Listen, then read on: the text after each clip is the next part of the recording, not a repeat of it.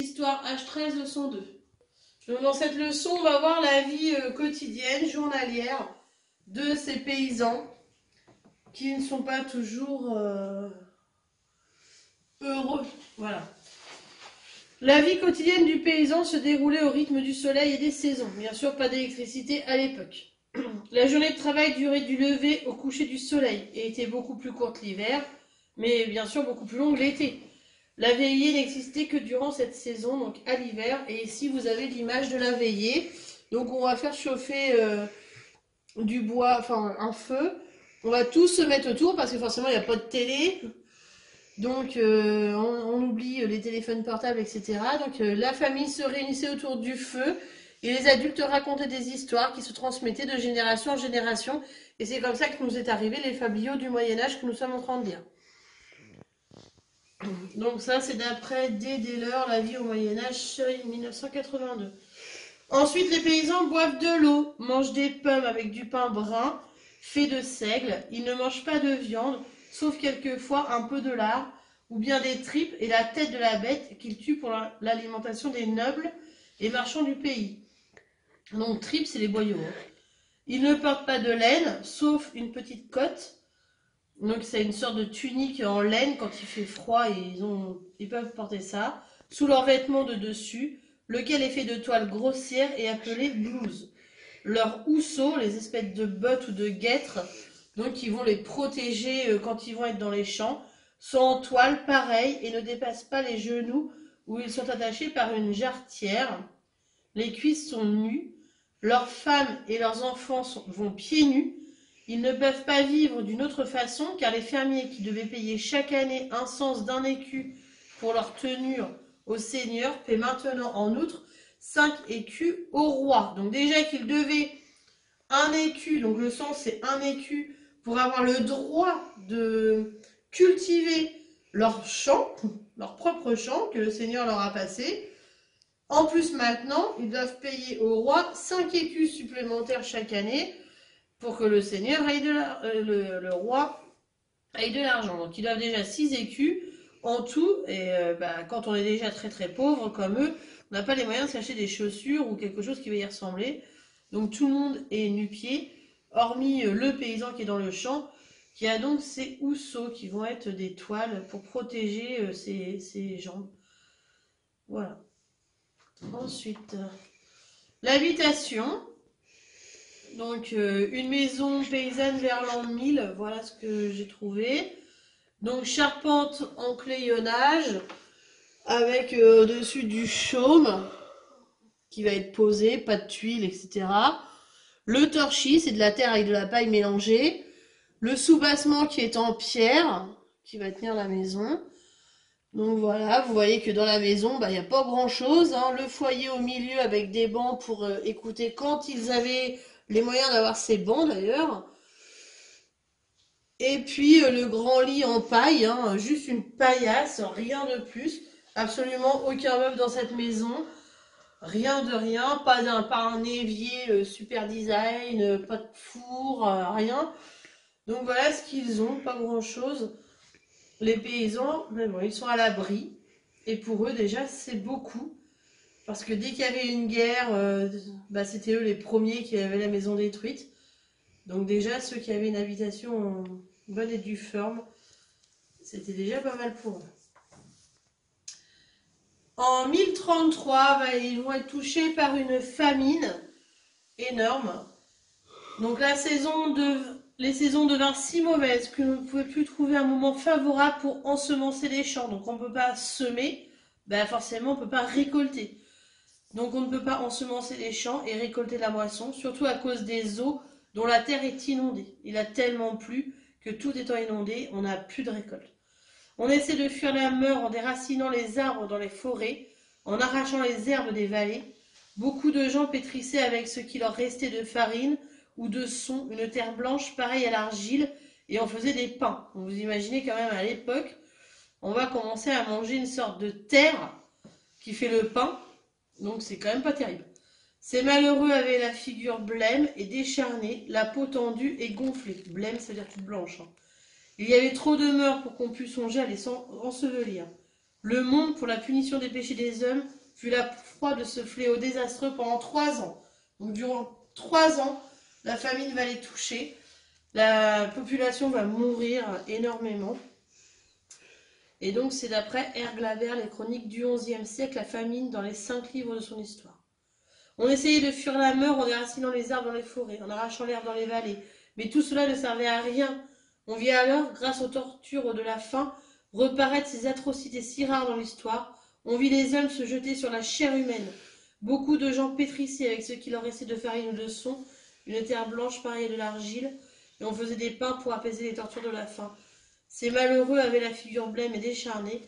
Il y avait trop de morts pour qu'on puisse songer à les ensevelir. Des troupes de loups qui attiraient l'odeur des cadavres accouraient dévorer leurs proies. D'après Raoul Le Chauve, un chroniqueur du XIe siècle. Donc vous voyez dans ces 2 témoignages que la famine devait être terrible. Les loups mangent les cadavres parce qu'on n'a même pas le temps de les ensevelir tellement il y en a. Et la faim torture tellement les hommes que certains vont même arriver à devenir cannibales, donc à manger d'autres humains. Voilà. Donc une horrible famine qui dura durant ces 3 années. Voilà. Donc bien sûr, au bout des 3 années, le monde est redevenu un peu dans le bon sens, mais bon, ça a quand même duré 3 ans. L'évolution des outils des Gaulois jusque pendant le Moyen-Âge. Donc on avait une arrière gauloise ici qui permettait donc de faire les sillons pour semer. Instrument de labour qui se contente de soulever la terre sans la retourer, alors que la charrue médiévale, le soc aversoir et la partie métallique de la charrue ici. Donc on fait le sillon, mais en même temps on va la recouvrir. Ça retourne la terre. À partir du XIe siècle, donc, les techniques agricoles s'améliorent avec le moulin à eau, puis à vent, avec la charrue aversoir et le collier d'épaule. On avait vu, hein, au début, le collier, c'était autour du cou. Et du coup, on avait, à force de traction, étouffement du cheval, alors que le collier d'épaule, qui est apparu au XIe siècle, permettait que la traction se fasse sur les épaules et donc n'étouffe pas le cheval. Vous pouvez, comme ça, tirer pendant plusieurs heures sans se blesser. Le travail se fait plus vite et mieux. Les défrichements des forêts et l'assèchement des marais permettent de cultiver de nouvelles terres. On va enlever les arbres, enlever les forêts, enlever l'eau des marais de manière à avoir de nouvelles terres à cultiver. Grâce au labour varié et parfois à l'abandon des jachères, parfois en temps de crise, on a abandonné la jachère, donc le repos de la terre, et les rendements se sont améliorés. Tout ceci permet à la population d'augmenter après la grosse famine. Enfin de revenir à la normale, on avait repris une vie un peu plus correcte. Donc quels sont les avantages du collier d'épaule par rapport à celui du cou, et compare l'arrière à la charrue, quelles pièces sont identiques et différentes. Donc vous cherchez, et puis je corrige bien sûr.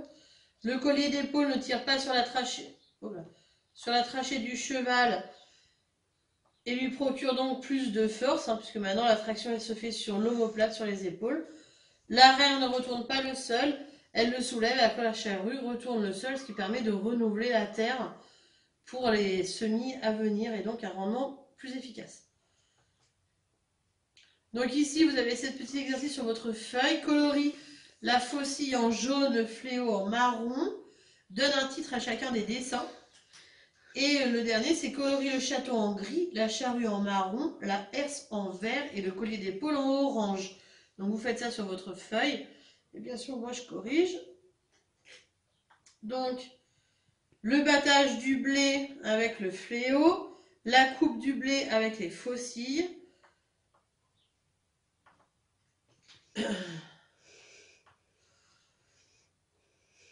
Et ici, donc le château, la herse, le collier d'épaule et la charrue.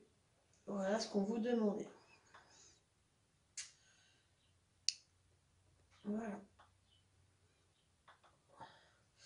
Donc après, je vous demande, c'est aussi dans votre cahier, complétez le tableau ci-dessous en sachant qu'une seule ne doit pas porter la même culture 2 années successives. Ça s'appelle la rotation des cultures. Et pour avoir une rotation efficace, il faut qu'il y ait toujours une jachère. Donc, Une seule, c'est la partie d'une terre cultivée, c'est un morceau de terrain. La jachère est une seule qu'on laisse en repos pendant 1 an sans culture. Donc pendant 1 an, on ne va pas toucher cette terre de manière qu'elle se repose. Parce que les engrais chimiques, etc., ça n'existe pas du tout à l'époque. Et on a besoin que cette terre se repose, reprenne de l'énergie, pour pouvoir être de nouveau semée et pouvoir récolter de nouveau sur cette terre. Donc la première sol, ici, donc la première partie. La première année, je mets du blé. La deuxième année, je mets de l'avoine. Et du coup, la troisième année, je mets de la jachère. Donc du coup, la première année, il va me rester sur la deuxième sol une possibilité de mettre une jachère ou de l'avoine. Et sur le troisième sol, de la jachère ou de l'avoine. La deuxième année, je mets donc de l'avoine sur la première sol, sur la deuxième sol de la jachère, donc sur la troisième sol. Dans la logique, il ne me restera plus que mettre du blé.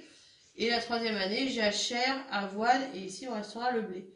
Donc à vous de compléter, de manière à ce que chaque année, j'ai bien ma récolte de blé, d'avoine, et que j'ai bien une jachère, et que chaque sol ait bien sur son territoire du blé, de l'avoine et une jachère. Donc je vous laisse réfléchir, et quand vous avez fini, vous corrigez. Donc du coup, la première année, comme j'avais déjà du blé, j'aurai de l'avoine ici et de la jachère. Du blé là et du blé là. Voilà pour la réponse. Les biens du paysan, donc les biens c'est ce qu'il a, ce qui lui appartient à lui en son nom propre. Donc là vous avez un inventaire des biens de Feu Jean Sabatier, donc Feu c'est à dire qu'il est décédé, de Dunneville le 22 octobre 1402.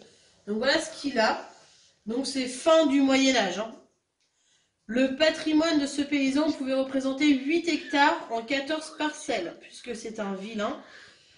Une demeure contenant un mobilier assez pauvre et pas mal d'outils agricoles, dont 11 tonneaux vides, 2 tonneaux en mauvais état, une cognée de fer, donc un morceau de fer pour couper le bois, une houe de fer, un soc et un coutre en fer, une petite serpette, un arère et un joug en bois, un anneau reliant le timon au joug en fer, une vieille herse en bois pour casser les meutes de terre et enfouir les semis.